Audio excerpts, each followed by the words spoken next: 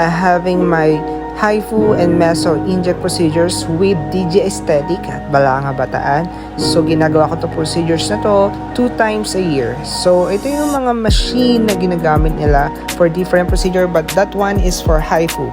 So nag-start na ako mag-apply ng tropical anesthesia para mabawasan yung pain during the procedures, kasi to be honest, medyo may kasakitan ng procedures na to kung hindi ka sanay at mababa ang pain tolerance mo.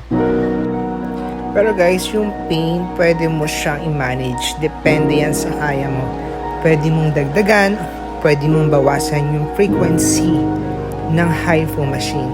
So, nag-start na kami ng procedures. Makikita nyo sa mukha ko na merong gel type na nilagay sa face ko. Ito yung mga nilalagay sa mga nagpapa-ultrasound ng mga buntes para ma-lessen din yung heat na nanggagaling doon sa machine.